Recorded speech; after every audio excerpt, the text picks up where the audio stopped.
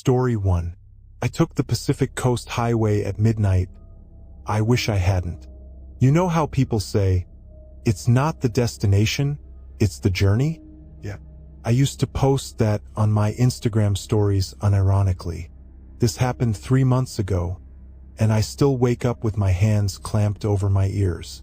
Not because of a noise, because I can still hear the absence of noise. And that's somehow worse. I was driving back from a friend's wedding in Santa Barbara. My girlfriend, Mira, had flown home early for work, so I was solo. It was midnight. The Pacific Coast Highway was empty, like apocalypse empty.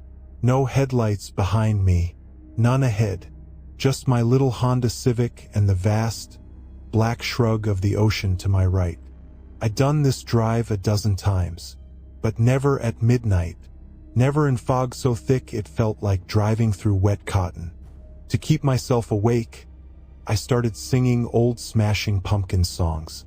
Off-key, loud. The kind of singing you only do when you're absolutely certain no one can hear you. That was my first mistake.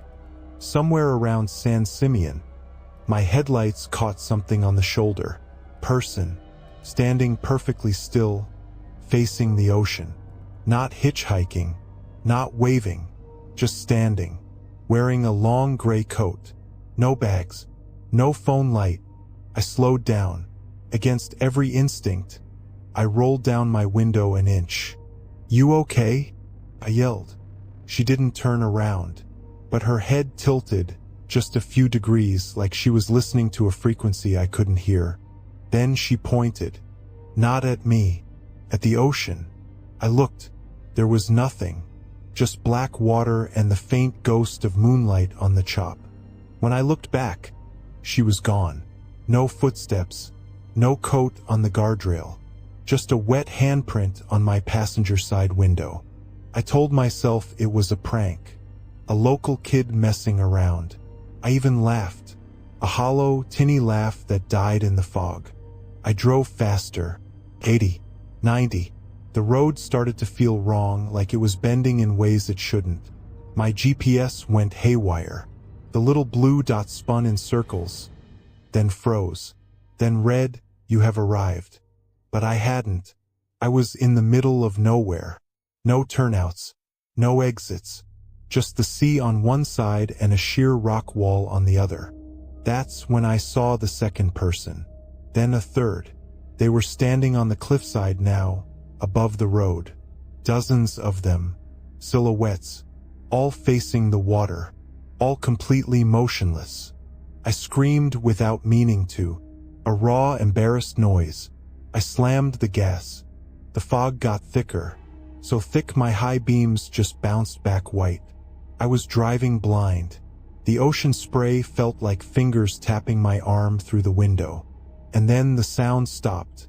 No engine, no tires on asphalt, no wind, just a complete, profound silence.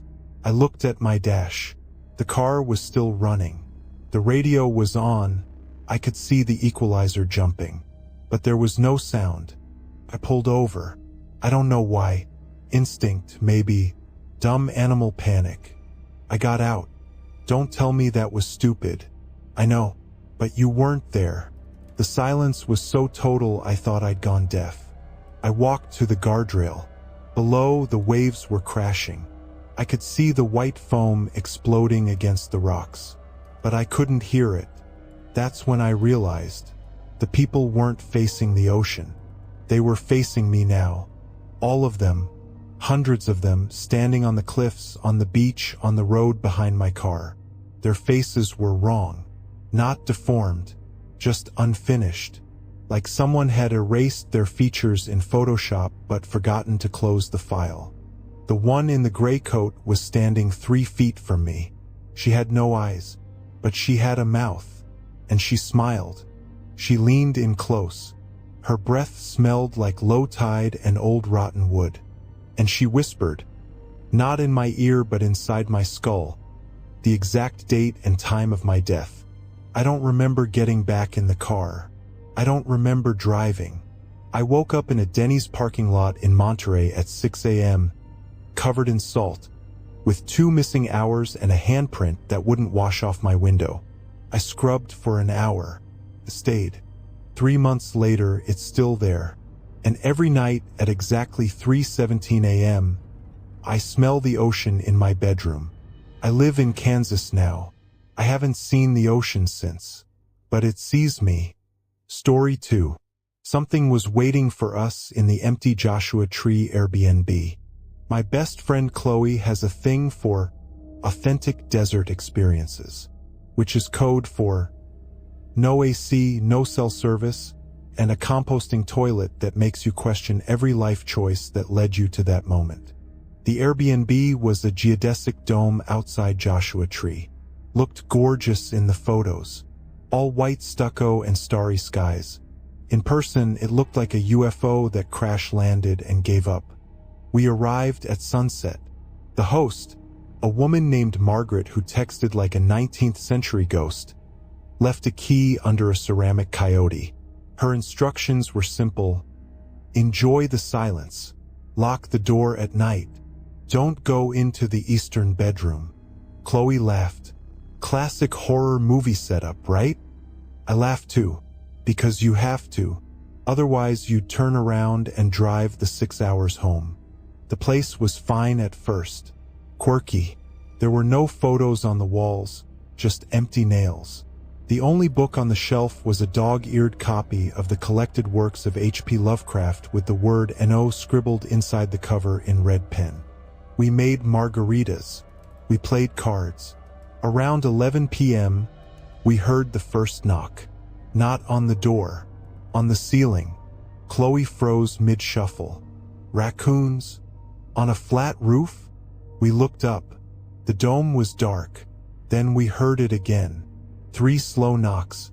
Thump, thump, thump, followed by a sound like someone dragging a heavy chain across stucco. I opened the front door. The desert night was huge and cold. Nothing on the roof. No ladder. No animal prints in the dust. Just stars so bright they felt artificial. We locked the door. Deadbolt. Chain. I even wedged a chair under the handle. At 2 a.m., Chloe woke me up. She was sitting upright in bed, her face pale green in the moonlight.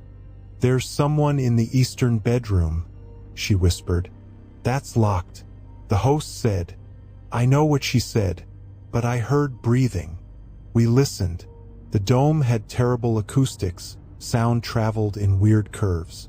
But sure enough, from behind the eastern bedroom door came a slow, rhythmic inhale-exhale. Not human, too wet, like something with too many lungs. I pressed my ear to the door. The breathing stopped. Then something whispered, clear as a bell. "You left the stove on." I laughed. Couldn't help it. It was such a stupid, domestic thing to say. Then we smelled gas. We ran to the kitchen. The stove knobs were all turned to high. No flame, just the hiss and the sweet chemical stench. Chloe swears she turned them off before bed. I believe her. While she opened windows, I went back to the eastern bedroom. The door was open. It hadn't been locked. It had never been locked. Margaret's key didn't even have a key for that door. Inside, the room was empty. No bed, no furniture, just a perfect circle of salt on the floor.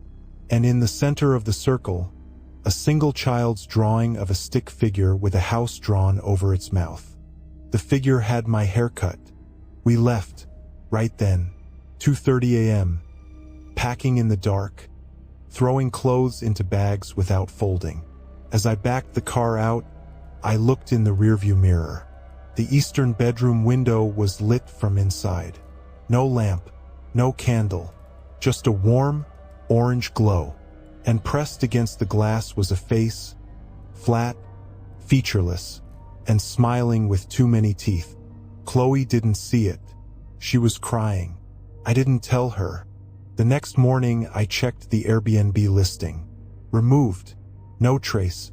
Margaret's number disconnected. When I drove back to get the charger I left, stupid, I know, the dome was gone. Just a bare concrete slab and a single ceramic coyote, now cracked in half. Inside the coyote's head was a note. "Why didn't you stay? We don't talk about the desert anymore. But sometimes, when I'm alone in my apartment, I smell gas, and I hear 3 slow knocks from inside the walls." Story 3. We got lost in the California redwoods and found someone watching us.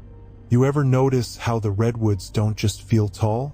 They feel patient, like they've been waiting for you to mess up for 1,000 years. My brother Leo and I decided to do a digital detox hike in Jedediah Smith Redwoods State Park.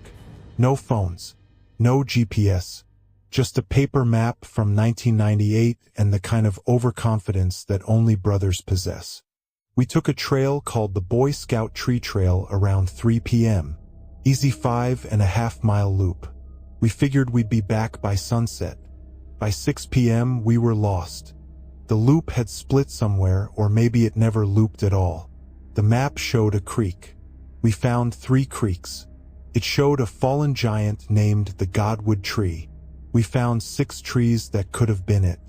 That's when we noticed the silence. Not peaceful silence. Watching silence. The kind where every bird stops singing at once, and the squirrels freeze mid-scamper, and the only sound is your own breathing. Leo stopped walking. "Do you feel that?" I did. Pressure. Like the air had thickened into something you could lean on. We kept walking. The light turned amber, then rust, then that deep blue-gray that means you're about to be very stupid in the dark. And then we found the cabin. It was small, logs stacked with moss like green velvet. A single window dark. The door was slightly open, creaking in a breeze that didn't exist. "Absolutely not," Leo said. "Do you have a better idea? It's getting cold, and we have no tent." We went inside. The cabin smelled like old paper and something else, sweet, cloying, like rotting fruit. There were no beds, no furniture, just hundreds of photographs pinned to the walls. Polaroids, vintage, all of people walking through the redwoods. Hikers, families, couples, all taken from behind. Leo grabbed one. The timestamp read 1974. The photo showed a man in a yellow raincoat, walking away from the camera. Same angle, same trees. Another photo, 1982, a woman with a red backpack. Another, 1995, 2 kids. Another, 2021, couple holding hands. And then, pinned in the center of the largest wall, a photo taken today, from behind, of me and Leo walking the trail about an hour ago. We hadn't seen anyone. That's when we heard the floor creak behind us. Not the cabin settling. A footstep. Heavy. Slow. We turned. No one was there. But the door, which had been open, was now closed. And a single new photograph had appeared on the wall, still developing, the chemicals wet and dripping. It was taken from inside the cabin. Of us, screaming. I smashed the window with a piece of firewood. We climbed out and ran. We ran through the dark for what felt like hours, branches slapping our faces, roots tripping us, my lungs burning. We burst onto the highway at 11 p.m. A ranger found us 2 miles down the road, crying, dehydrated, and covered in scratches. The ranger drove us back to our car. We told her what happened. She didn't say, "You're lying." She said, "Which cabin?" When we described it, she went pale.